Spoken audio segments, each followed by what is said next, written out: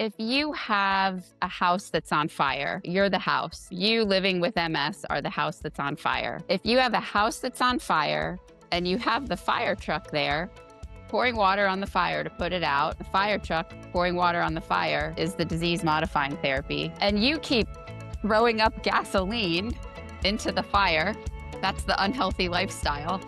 Do you think the fire truck's going to help you very much? This is Doctor Talks.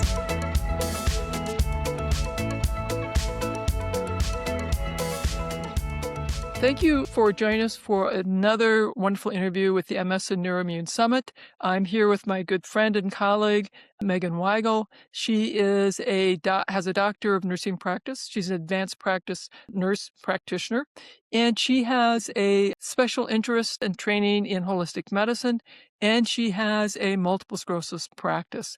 And if you look over her shoulder, it looks like she has a surfboard on the wall. So I think she's also a surfer. So, Megan, welcome. Let's talk about your training as a doctor of nurse practice. What does that mean? Sure. So I'm a nurse practitioner, and when I graduated with my master's degree as a nurse practitioner in 2000, I knew that I would want to advance my education, and at some point the powers that be in the ivory towers of nursing decided that nurse practitioners needed more of a clinical doctorate than a PhD. And so the opportunity to get a PhD was there, but for people who were in the trenches, they created the Doctor of Nursing practice, which allowed us to really dive deep into research, but also into the business side of medicine and the administrative side of medicine, and then have additional clinical time. And so through the DNP, which I did from 2006 to 2009, I was able to really have formal neuroscience education, which I didn't get in my family nurse practitioner program. So coming out as a family nurse practitioner, I went right into neurology and was sort of trained almost as an apprentice, like in the old Perfect. times. Perfect. Yeah, Now, what I really like to do is to give people a lot of hope right away. So I'm going to put yeah. you on the spot and ask, do you have any really great success stories from people who've used an integrative approach as part of their wellness program that you could share Oh, with our yeah. listeners? I'm covered in goosebumps right now because I can tell you that the best success stories I've had are from people who have really embraced major lifestyle changes with their diagnosis of MS and have had within a year of their diagnosis say MS is the best thing that ever happened to me. Okay, so this is pretty exciting. Can Yeah, you share us a little more detail about what some of the sure. lifestyle changes were that they embraced? Yeah, so for these specific people, there was a lot of stress in their lives, whether it was coming from work or from family or from relationships, a tremendous amount of stress, little sleep, little self care in the form of exercise or prayer, meditation, mindfulness, self reflection, a lot of hurry and a lot of worry, and really not great nutrition. And I Mhm. think the easiest thing to do, it's hard to look inward first, especially when you feel bad. And one of the easiest things to do is to make a simple change in your diet. So for these folks, it was taking out processed foods. It was adding in, initiating more of a plant-based diet. So similar to your level one of your Mhm. WALS protocol.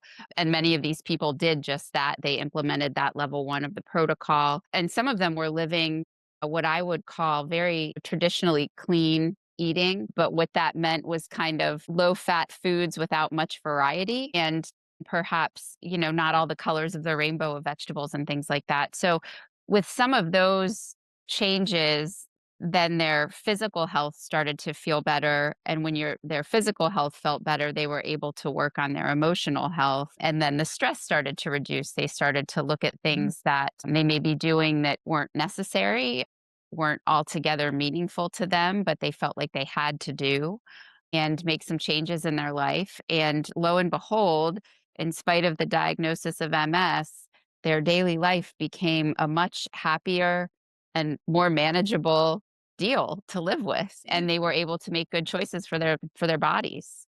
So again, everyone who's listening, we're talking about reducing the sugar, eating more of these Mhm. radical things our grandmothers knew we should eat, called vegetables. Reducing sugar and also alcohol. So let's talk about alcohol a little bit more because Yeah. I don't think we're as knowledgeable because no one else so far has mentioned the alcohol issue. So I'll just say that, I'm not going to tell you that I don't drink alcohol, right? So I like to have a glass of wine, but there's a lot of sugar in many forms of alcohol, not all of them. And I think that particularly with COVID and isolation, at least I've seen in my practice the use of alcohol really skyrocket as self-medication for things. And it affects your sleep, it affects your cognition, it affects your energy level, it affects the way your body's able to operate, it affects the way your liver is able to process toxins. And I think that many people use it as a form of, well, I don't, a form of help getting to sleep, but it totally ruins your sleep architecture. So that's a big thing I think that folks need to take a look at with implementing a healthier diet. And we just had a report here in Iowa that increased alcohol consumption. Iowa apparently is now leading the nation, and this Wow. increases the risk for cancer, in addition to all those Yeah. other terrible things. So, what would be a healthy or an okay use of alcohol? So I think you stick with the moderate use of alcohol for a man or a woman, which is one serving for a woman, two servings for a man. I don't know why that's What is a serving? So so. let's be very precise. What is a serving? No, this is your grandmother's wine glass. Okay, that's beautiful. Wow, that has changed This a is bit, what you hasn't it? buy. This is what you buy at the store. So when I ask a person how many glasses of, well, I drink 3 glasses of wine at night. What size glass are you using? Because if you're using this one, you're drinking over a liter of wine per night, most likely. You can probably fit Yeah, 16 ounces in here. If you yeah, use this one, about 8 ounces in here. And a serving of wine is, I think, is 4 to 6 ounces. 4 to 6 ounces. So even that's So still quite yeah, a bit. Yeah. just think about that. And everyone, 4 ounces is a quarter cup. No, 8 ounces is a cup. 4 ounces would be a half cup. Yeah. Yeah. So When we're that's talking wine. about, Beer. I Serving think beer, how beer much is is that? a can, like a 16 ounce, 12 or 16-ounce can of beer. I'd have to look it up to be certain. I know that Yeah. alcohol is a shot, which is an ounce. So an ounce isn't even, a shot glass is, I think, 2 ounces. So that would be like a tablespoon. So we Uh, tend to upsell our alcohol intake. It's like yes. supersize me, right? We do the same thing with alcohol. Yeah.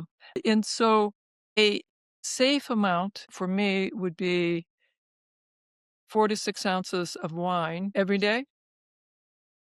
Yeah, so if you're using wine medicinally and predominantly red wine because it has less sugar than white wine and there are more of the phytonutrients in it. If you're using it medicinally, so for things like, well, maybe cardiac health or something like that, then it is one serving a day for a man or for a woman and 2 servings a day for a man. Again, I am not certain as to why there's a difference because some women weigh the same as men and those kinds of things. And I'm not Yeah. sure Yeah. about liver metabolism, but if you're not drinking alcohol, there's no reason to start. No reason to start. I have people ask me that. Should I start drinking for heart health? No, just And eat more colorful vegetables. everyone who's listening, I want you to know that I was enjoying wine with my meals in the evening. And then I realized Mhm. when I got my Aura ring that the days I had wine, my sleep was terrible. And so I quit drinking wine. I quit drinking alcohol. I will very rarely have alcohol. And so I'm going to ask you how, for those who do still have alcohol, how much time should you have between your consumption of alcohol and going to bed? That's a good question. I definitely recognize, particularly, and I'm sure that there are many women my age, I'm in my late 40s, I'm perimenopausal. I definitely recognize the effects of alcohol on my heart rate and my sleep at night, which is why I've also tremendously cut back Mhm. to basically nothing. I think you'd have to sort of decide what's best for you. I mean, I would say like at least 3 hours before bedtime. Watch your heart Yeah, rate. I don't wear a smartwatch or anything like that, but many people do. And I think it's pretty obvious when you can see the heart rate increases after you drink caffeine or drink alcohol, or like you said, watch your sleep architecture. And it's pretty motivating. yeah. Good sleep is so motivating. Why don't we talk about sleep and you think the role of sleep in your patients and what you do to help them sleep? Sure. I think sleep is one of the hardest things to talk to patients about. I think it's one of the hardest things to correct. I think it's one of the easiest things to get stuck in a behavioral cycle. And what I mean by that is, let's just say last night I didn't sleep well.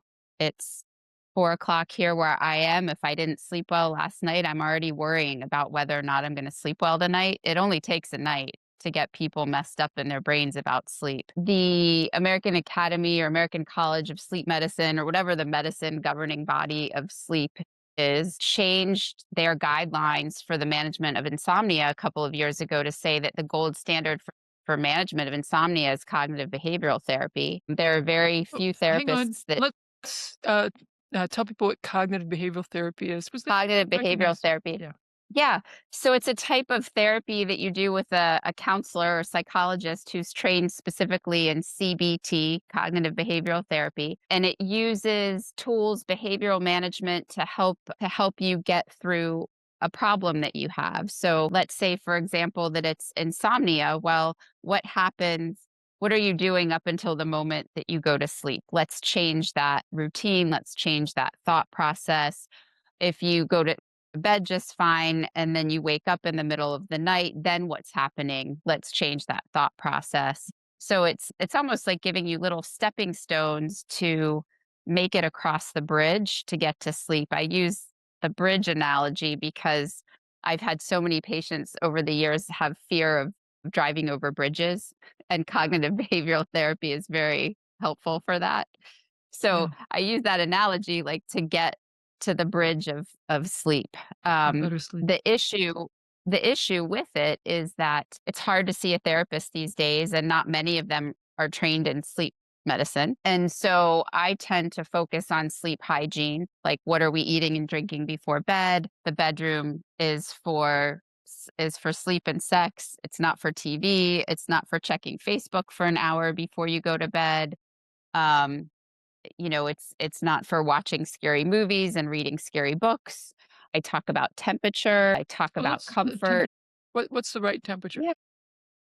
Well, so with MS, right, most people want to be cool. So I've had many patients recommend using like getting a cooling mattress or cooling sheets, which they make now, making sure that there's a fan on or that the temperature is a little bit lower at night. And those are for people who struggle with that. I think the best temperature for sleep is somewhere between 68 and 72 degrees, but I think many people would argue with me about a personal preference. And then you could be too cold as well. And then I also talk to patients a lot about mindfulness, picking a mindfulness practice that becomes a routine. Maybe it's a mantra, maybe it's a type of breathing, maybe it's even using songs that are relaxing or rhythms that are relaxing that you can. I hate to have people use their devices while they're trying to fall asleep, but sometimes you need those for How do you use the sleep. device? You So if you were, say, going to listen to sleep music or a meditation, then I would recommend that you just, put the device on speaker rather than have headphones in, yeah, yeah. just because it's easier to just fall asleep. And I believe that you can set the device like on a timer so it just turns off after a period Yeah. of time. Excellent, excellent. Mhm. So some patients have been prescribed benzodiazepines to help them sleep. What are your thoughts about that? I don't really feel I don't have lovely opinions about most sleep medicines. I think the newer class, the DORAs or the dual orexin receptor antagonists. I think they seem to have, rather than putting you to sleep, they decrease your wake mechanism. So things like Ambien put you to sleep. They're hypnotics. These newer medicines, and I can name them if you want. I'm not sure. Is that okay if I name them? Yeah, if you want, because people may have had some of these prescribed. Quvivic, Belsomra. Oh gosh, I forget the third, but it'll come to me. They decrease your wake drive Yeah. instead of turning up your sleep drive.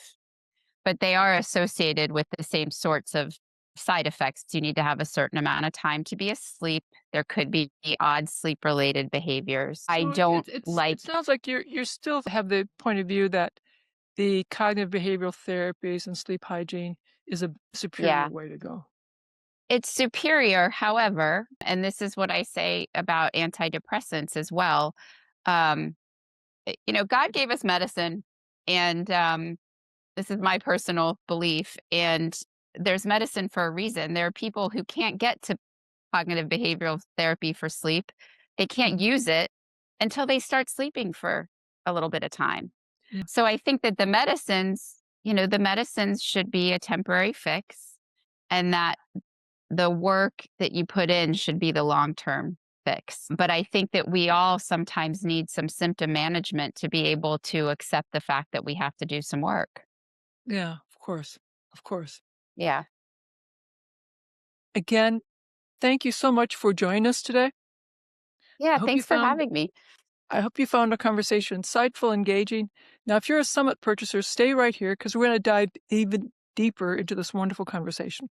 And if not, click on the button below or to the side and get access to a world of information. Get ready to reclaim your health. Now, if you're watching this, thank you for being a valuable member of our community. Let's dive right in. So, let's talk about disease modifying treatments. Sure. Can you put that in context? Because we've been talking about an integrative, holistic approach. How does that fit Yes. in with the disease modifying treatments?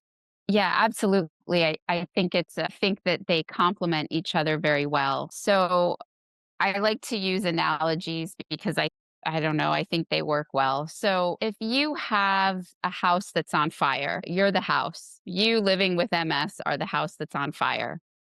If you have a house that's on fire and you have the fire truck there pouring water on the fire to put it out, and the fire truck pouring water on the fire is the disease modifying therapy, and you keep throwing up gasoline into the fire, that's the unhealthy lifestyle. Do you think the fire truck's gonna help you very much? Oh, So the answer is the fire truck doesn't really have a chance to help if someone's in the house just spewing gasoline everywhere onto the fire. But if, you have the person, that your body is the house on fire, if you have, and I'll take it just back to the person at this point, if you have a person who is doing the best they can within the things that they have to deal with on a daily basis, to eat healthier foods, to reduce their stress level, to move their body, whatever that looks like for them, to get good sleep, to stay active within a social environment, to give love, to feel love, then that fire hose has a better chance at putting out the fire.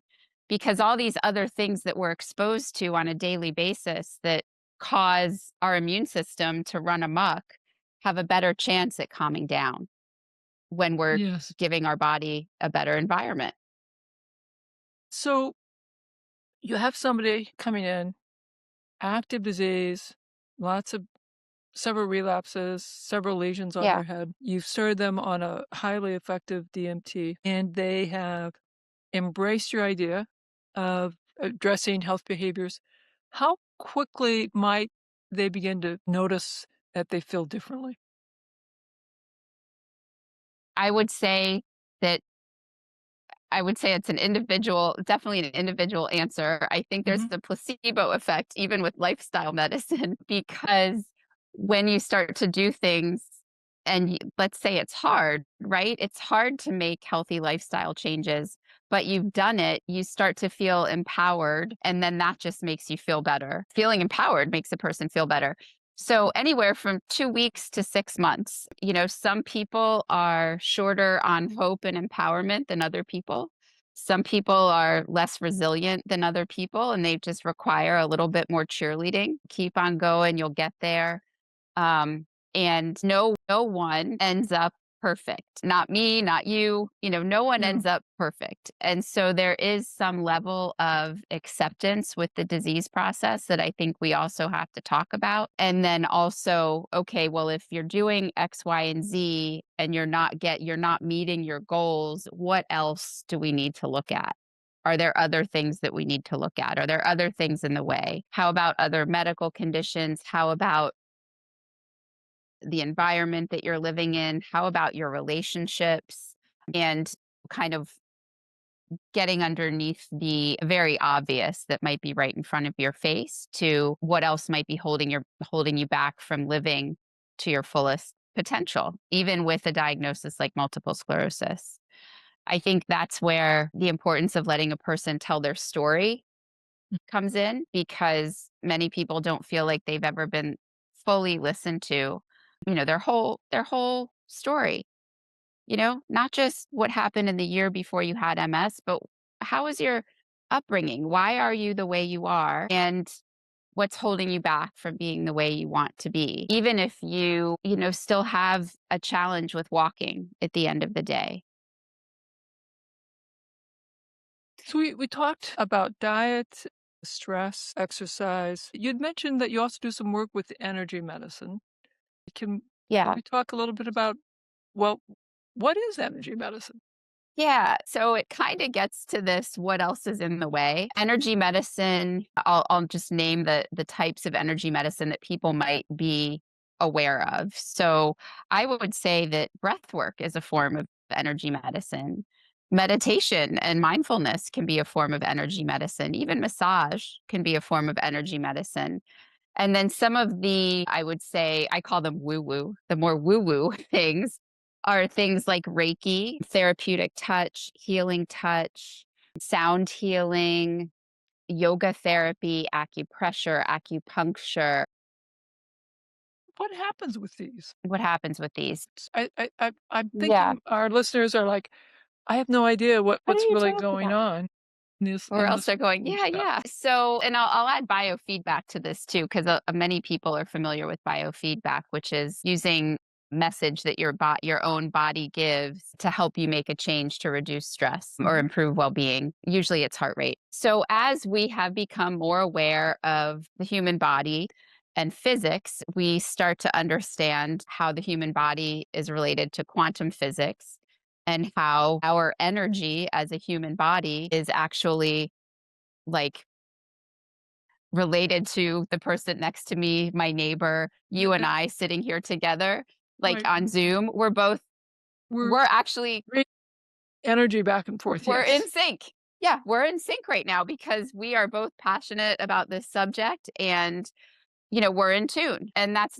something that can be actually measured. Like if we sat here and we wore a little heart math biofeedback thing, our heart rates as we talk our heart rate Yes, it does. variability would start to entrain. And that's scientifically measured. So it's actually not new. It's thousands of years old. It dates back to the original science of acupuncture, the original science of Ayurvedic medicine back 3 to 5,000 years ago, if not longer.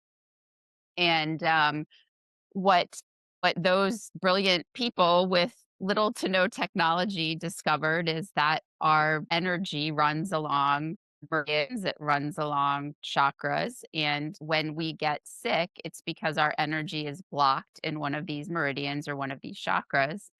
They're associated with organ systems, but not organ systems as you and I know them Mhm. conventionally. So when we talk about the liver meridian in Chinese medicine or the wood meridian and the liver is an organ, we're not talking about you having liver disease. We're talking about the emotions that are associated with the liver meridian. And actually, things are related. Just think of the liver. I'll go back to alcohol for a second. In alcoholism, there tends to be a lot of anger. Anger is associated with the liver. So if you Yeah. can move energy through these meridians and get things flowing again, then the disease associated with that meridian or with that chakra is helped to move along.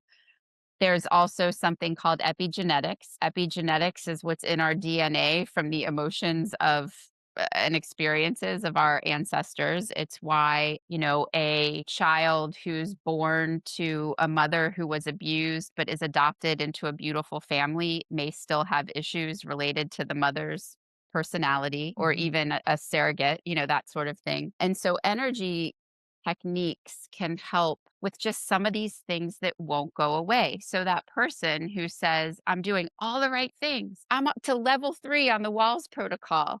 I'm doing my MS exercise every day. I'm getting good sleep. I feel like I'm doing better with my relationships and managing my stress, but I just can't get past X. That's when I would say, why don't we try some acupuncture? Maybe some Reiki, maybe some acupressure. Maybe there's something stuck. Maybe it's not even yours. Maybe it's your mom's and it's the behavior that you inherited from her. And that's just the That's way of being that you know. So okay. that's how I use energy medicine. Yes, and then I want to reiterate that there's scientific evidence for these Mhm. energy fields, and that these Yep. techniques are super helpful, and there are a variety of ways of accessing this energy medicine. So, Yeah. Megan, you run through the list so the listeners could know what to look for in their community. Sure. So, first of all, I would encourage people to always look for certified or licensed professionals. So, depending on the state you're in, for example, in the state of Florida, a Reiki practitioner who touches you with hands has to be licensed to touch, which means they're a massage therapist or a nurse or a physician or a PT or an OT. Anyone can get can do a Reiki training, but they can't touch you unless they're licensed to touch. Mhm. Similarly, an acupuncturist should be a certified acupuncture physician. So just make sure that you're looking, massage therapist should be certified and licensed by the state. So make sure that you are dealing with a person who's licensed. Acupuncture, acupressure, Reiki, healing touch, therapeutic touch, biofeedback, massage therapy, sound healing, I would say yoga therapy. Yoga studios outside of the scope of licensing often do chakra healings and sound Mhm. healings that are group based. They do breath work that's group based. I strongly encourage people to try those things if they haven't.